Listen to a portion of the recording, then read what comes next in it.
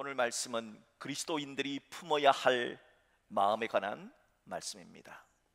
참새는 참새알을 품고 오리는 오리알을 품습니다. 또한 뱀은 뱀알을 품고 독수리는 독수리알을 품습니다. 만약에 뱀이 참새알을 품게 된다면, 만약에 독수리가 오리알을 품게 된다면 어찌 될까요? 에이, 그건 말이 안 되지요 라고 할 겁니다. 왜 말이 안 됩니까? 그 이유는 뱀은 마땅히 뱀알을 품어야 되고 독수리는 마땅히 독수리알을 품어야 하기 때문입니다. 그렇다면 이 세상을 살아가는 그리스도인이 마땅히 품어야 할 마음이 있다면 그 마음은 어떤 마음일까요? 오늘 성경은 우리에게 말해줍니다.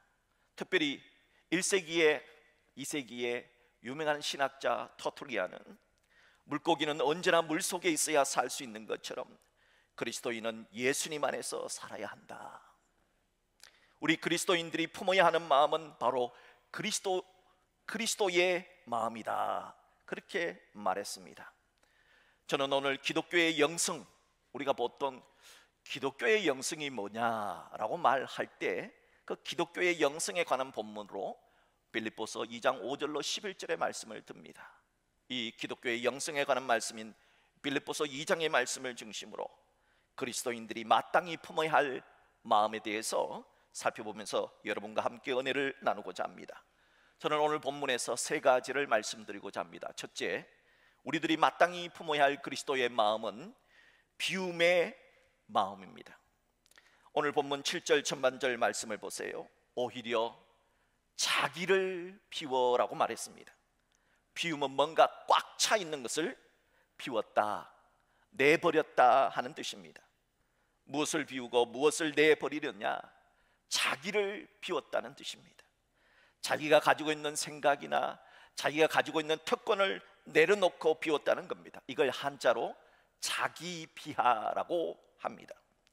성자 예수님은 본래 성부 하나님과 성령 하나님과 똑같은 특권을 가지신 하나님이십니다. 성자 예수님은 본래 성부 성령 하나님과 함께 이 세상을 창조하신 창조주요, 이 세상을 통치하고 섭리하시는 분이십니다. 그런 창조이신 하나님이 최고의 피조물인 인간들이 지옥에 가는 꼴을 도저히 그냥 묵갈 수가 없었던 겁니다. 그래서 성자 예수님이 자원하신 겁니다. 저요 하고 하나님의 특권을 모두 내려놓고 인간이 되어 우리 인간들이 천국 갈 수 있는 유일한 방법을 마련해 주시기 위해 이 땅에 오신 분이 예수님이십니다. 그래서 정말 누군가를 사랑하게 되면 모든 것을 다 비우게 됩니다. 부모님을 보세요. 사랑하는 자녀를 위해서면은, 사랑하는 아들 딸을 위해서라면은 때로는 자존심을 내려놓고 때로는 체면도 다 내려놓습니다. 그 이유는 딱 한 가지입니다. 사랑 때문입니다. 그와 같이 예수님께서도 우리를 사랑하셨기 때문에 하나님의 자존심, 하나님의 특권, 하나님의 모든 영광을 다 내려놓고 인간이 되신 겁니다. 그러기에 비움은 겸손이라 말할 수 있고 비움은 희생이라 할 수 있습니다. 그래서 아무리 비우는 척해도 겸손이 없고 아무리 비운 척해도 희생이 없으면 비움이 아닌 겁니다. 예수님은 우리들을 정말 사랑하셨기에 모든 것을 다 비우셨던 겁니다. 이런 비움의 마음을 마음속에 품는 자가 바로 그리스도인들입니다. 언젠가 제자훈련 수료를 하고 난 다음에 우리 제자훈련생들과 함께 기역자 교회로 알려진 김제 금상교회를 방문을 했습니다. 기역자 교회라고 하는 것은 옛날 우리 초창기의 교회예요. 저렇게 초대교회예요. 교회 자체가 기역자로 생긴 거예요. 기역자로. 그래서 기역자 교회는 남자는 기역자의 출발점인 왼쪽 문으로 들어가고 여자는 기역자의 마지막 부분인 이쪽 끝쪽으로 오른쪽으로 들어가서 남녀가 유별하던 시대에 그래서 남자 여자를 보지 않고 이렇게 서로 예배를 드린 겁니다. 그러니까 중간에 누가 있느냐? 중간 강당에 목사님의 강단이 있어서 목사님들이 옛날부터 오른쪽 한번 보고 왼쪽 한번 보고, 이것이 옛날부터 있어 왔던 습관이 된 것이죠. 그래서 목사님들이 대부분 설교하다가 오른쪽 한번 보고 왼쪽 한번 보면은 저거 옛날부터 저렇게 했구나 하는 것을 이해하시면 될 것 같아요. 자, 이 기역자 교회인 김제 금상교회 벽에는 두 분의 초성화가 걸려져 있어요. 건축 당시 담임 목사였던 이자익 목사님과 김제 금상교회를 건축했던 조득삼 장로님의 초상화가 나란히 교회 벽에 걸려 있습니다. 언젠가 말씀드렸지만 한 번 더 말씀드리고자 합니다. 이 이자익 목사님은 경상남도 남해라고 하는 섬에서 태어난 소년으로 어릴 적에 부모를 잃고 정말 배가 고파서 17살에 곡창지대인 김제에 가면은 최소한 굶어 죽지는 않는다 하는 이야기를 듣고 김제로 그렇게 가게 되었습니다. 그 당시 김제 땅 금산리의 대부분의 땅을 가지고 있었던 대지주였던 조덕삼 어른은 말을 타고 여행하는 사람들이 쉬어가는 마방을 운영하고 있었는데요, 이 가난한 청년 이자익이 와서 일거리를 달라고 하니까 마구간에서 일할 수 있는 마방의 머슴으로 채용을 하게 되었습니다. 이자익이란 청년은 부지런했고 정직하고 똑똑하고 또 특별히 몸을 아끼지 않는 열심히 일한 머슴이었기 때문에 주인 조덕삼으로부터 참 많은 사랑을 받게 되었습니다. 그러던 중에 주인 조덕삼이 미국의 테이트 선교사로부터 예수님의 복음을 받아들이게 됩니다. 그리고 그 복음이 너무 좋아서, 하나님이 너무 좋아서 예수님의 마음을 품고 살아가기로 결단을 하게 됩니다. 그래서 조덕삼은 1907년에 자신의 집을 내어놓고 금상교회를 개척하게 된 것이지요. 그리고 자신의 집에서 일하던 머슴 이자익과 함께 데이트 선교사로부터 세례를 받고 나란히 두 사람이 금상교회의 집사가 되었습니다. 금상교회는 3년쯤 지나서 성도들이 한 100명쯤으로 성장을 하자 장로 한 사람을 선출하게 되었습니다.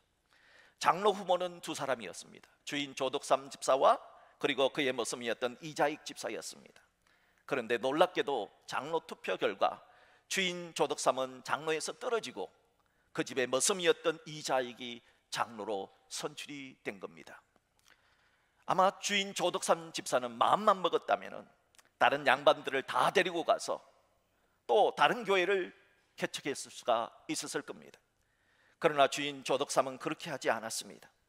오히려 장로로 피택된 머슴 이자익이 정말 눈도 맞추지도 못하고 그냥 미안해서 고개를 푹 숙이고 있자 주인 조덕삼 집사는 교인들에게 이렇게 말했답니다. 여러분은 참으로 훌륭한 일을 해냈습니다. 예수님 안에서는 빈부귀천이 없습니다. 양반이니 상놈이니 하는 것은 다 하나님의 뜻이 아닙니다. 예수님이 낮고 천한 마국간에서 태어나신 뜻을 우리는 알고 있습니다. 저희 집에서 일하는 이자익 장로님은 아직까지 장로 되지도 않았잖아요. 그냥 피택만 된 거잖아요. 장로는 안수를 받아야 장로가 되는 거거든요. 그러니까 피택 장로인데 그냥 장로님이라고 이렇게 불러주는 거예요. 이자익 장로님은 예수를 닮은 사람입니다. 인격적으로나 신앙적으로 저보다 훌륭한 분입니다. 이 결정은 하나님의 선택으로 받아들이고 이자익 장로님을 잘 받들어서 열심히 교회를 섬기겠습니다 라고 말했다 합니다. 이후에 주인 조덕삼 집사는 몇 년 뒤에 장로가 되었으며 자신의 집 머슴이었던 이자익 장로를 평양에 있는 평양 장로의 신학대학교에 보내서 신학 공부를 시켰고, 그리고 공부를 마친 후에는 자신이 섬겼던 김제 금상교회의 담임 목사님으로 평생을 모시게 되었습니다. 그리고 그분을 우리 대한예수교 장로회 총회장을 3번이나 역임할 수 있도록 아낌없는 후원을 했다고 전해집니다.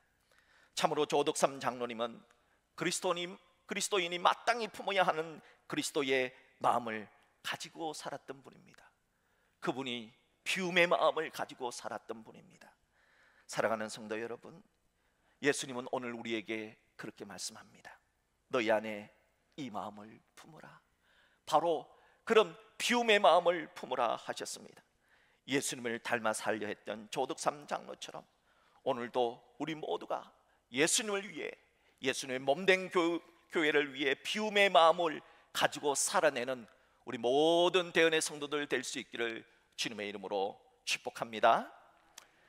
둘째로, 우리들이 마땅히 품어야 할 그리스도의 마음은 성육신의 마음입니다. 자, 우리 본문 7절 하반절의 말씀을 합독할까요? 종의 형체를 가지사 사람들과 같이 되셨고 그랬습니다.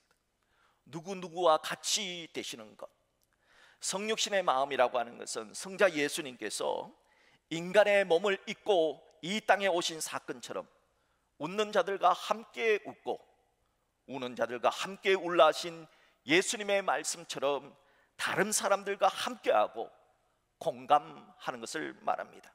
먼저 낮아지는 마음이라 할 수 있지요. 예를 들어서 친구가 힘들어할 때 권면을 하기보다는 힘들어하는 사람에게는 권면이 별로 귀에 들어오지를 않아요. 그냥 그 친구와 함께 있어주는 겁니다.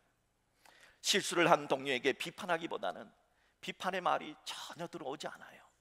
그냥 내가 너를 도와줄게 하고 손잡아 주는 겁니다. 갈등이 있을 때 내가 먼저 손을 내밀고 화해를 시도하는 것이 성육신의 마음을 실천하는 방법입니다.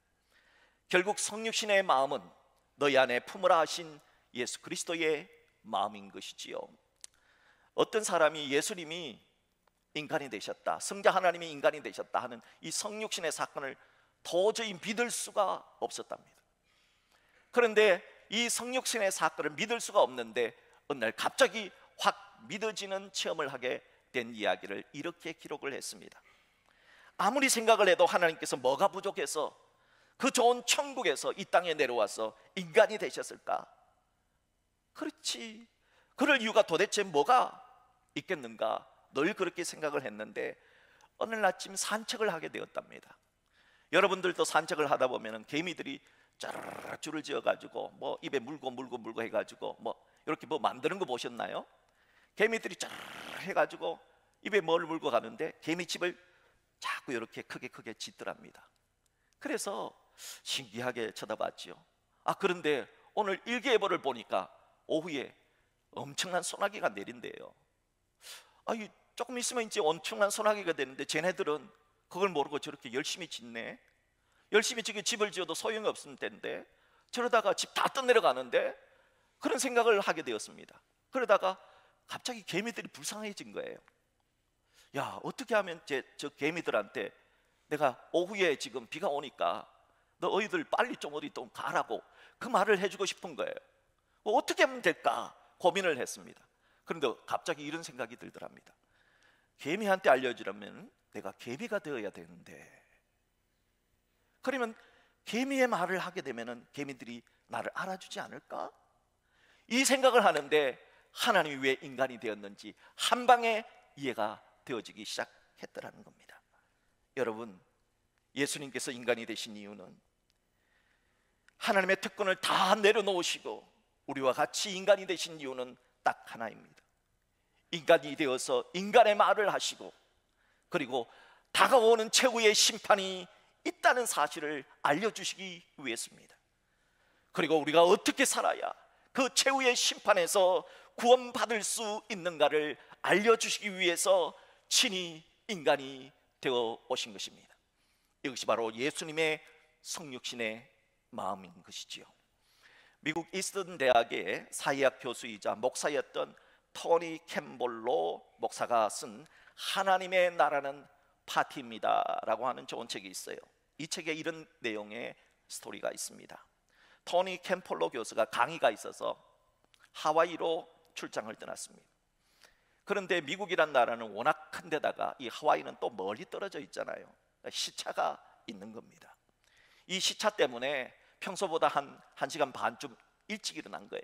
새벽 3시 30분에 깨어나서 커피나 한 잔 마실까 해서 모닝커피 마시려고 근처 식당에 들렀답니다. 그런데 그 새벽 3시 30분에 갑자기 많은 여인들이 확 몰려들더랍니다. 이게 뭔가 싶어서 봤더니 거리의 여인들이 했어요. 창녀였던 거지요. 그런데 그 창녀들, 그 거리의 여인들 가운데 한 여인이 야, 내일이 내 생일이야 그랬더니 다른 여인이 그래서 어쩌라는 거야? 우리 보고 뭐 네 생일 파티를 해달라는 거야? 뭐야? 우리 주제에 무슨 생일 파티냐? 하면서 자기들끼리 막 이야기를 하면서 커피 한 잔 마시고 또 쫙 빠져나가더랍니다. 그때 이 캠벌로 교수의 머릿속에 아주 좋은 생각이 떠올랐습니다. 그리고 식당 주인에게 이렇게 물었습니다. 저분들은 이 시간, 늘 이 새벽 시간에 이 식당에 옵니까? 그렇죠. 매일 일 끝나고 새벽 3시 반에 우리 식당에 들러서 커피 한 잔 마시고 다 자러오들 갑니다. 그러면은 저 친구들 가운데 한 사람이 내일 생일이라고 하는데 혹시 아십니까? 아, 아그네스예요. 아그네스. 내일이 생일이에요. 그러면은 제가 내일 저 여인 중에 한 사람인 그 아그네스 생일을 좀 위해서 생일 파티 간단하게 해주고 싶은데 케이크하고 뭐 간단한 먹을 것만 좀 준비해 주시겠습니까? 하면서 돈을 지불을 했습니다. 다음날 새벽에 거리의 여인들이 또 쫙 들어왔습니다. 깜짝 파티가 열렸습니다. 그 목사님과 그 식당 주인이 해피 버스데이 아그네스 하면서 생일을 맞은 아그네스를 위해서 생일 케이크를 딱 줬습니다. 갑작스러운 깜짝 파티에 너무나 놀라서 아그네스는 감동해서 눈물을 흘렸답니다. 그때 이 깜짝 파티를 계획한 토니 캠폴로 교수가 침묵을 깨고 제가 기도를 해드려도 되겠습니까? 라고 하자 거리의 여인들은 기도해 주세요. 그런데 당신은 목사예요. 어느 교회 목사인가? 어느 교회 목사예요? 라고 말하자 토니 캠폴로 교수는 이렇게 말했답니다. 새벽 3시 반에 여러분들을 위하여 생일 파티를 열어주는 교회의 목사이지요.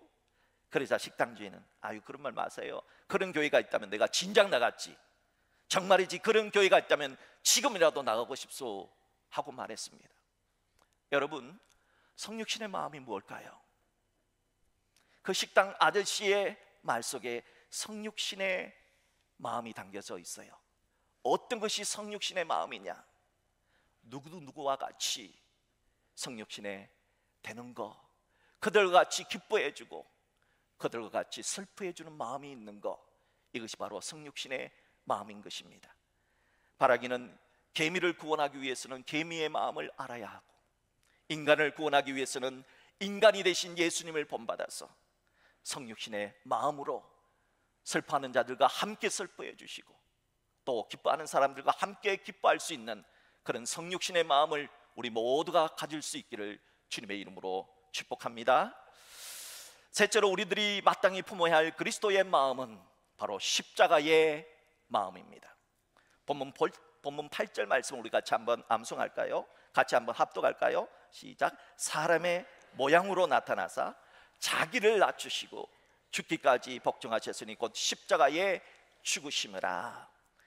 예수님은 성자 하나님으로서 누릴 수 있는 하늘의 특권을 우리 때문에 내려놓으시는 희생을 하셨습니다.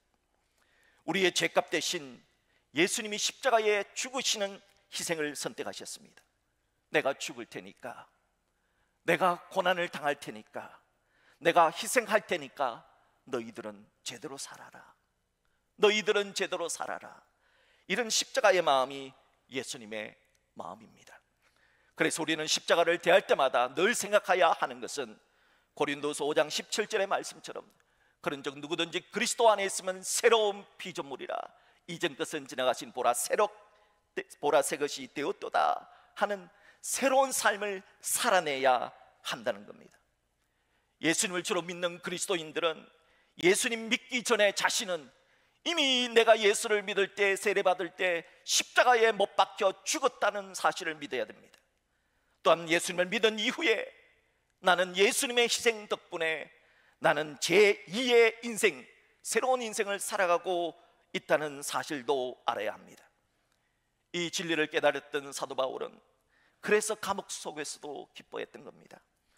여러분, 감옥 속에서 무슨 기쁨이 있길래 오늘 본문인 빌립보스를 감옥소에서 집필하면서도 사도 바울은 기쁘다, 기뻐할 수 있었다 말을 합니까?